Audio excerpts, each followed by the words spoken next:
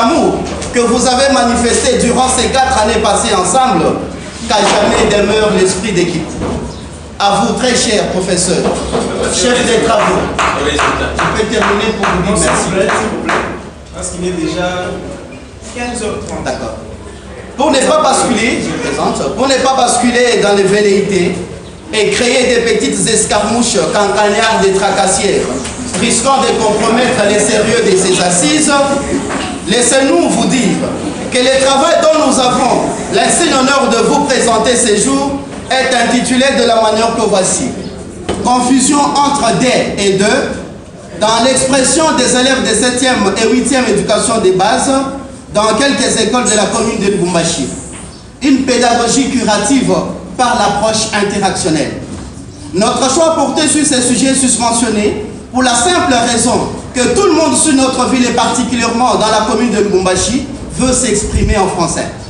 Mais la plupart de ces locuteurs oublient que le français est une langue étrangère, d'où l'usage abusif de certains mots qui torturent et tripatouillent le message. Nous avons compris pour notre part que son bon usage fait appel à certaines exigences normatives qu'il convient de respecter pour arriver à une bonne expression.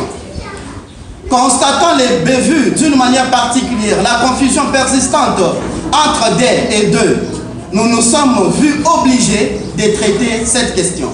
De ce qui vient d'être dit, l'intérêt d'un tel travail ne peut en aucun cas être hasardeux. Nous l'avons abordé sur plusieurs dimensions. La première est pédagogique.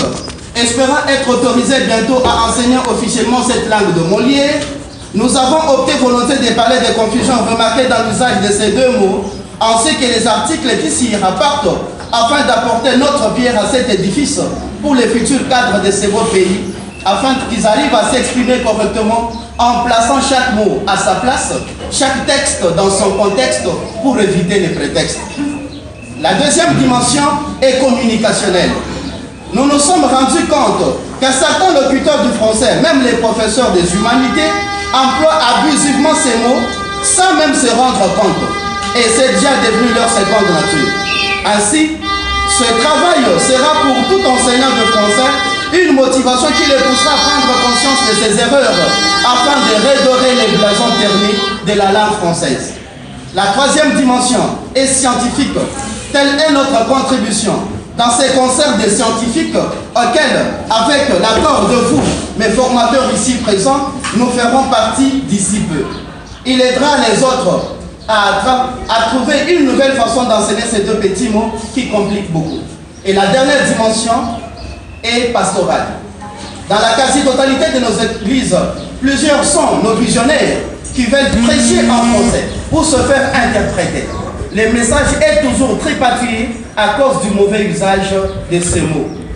Un tel intérêt nous a conduit dans la réformation de notre problématique à nous interroger sur les causes de ces erreurs. La conséquence de ces mauvais parlers par rapport à la compréhension du message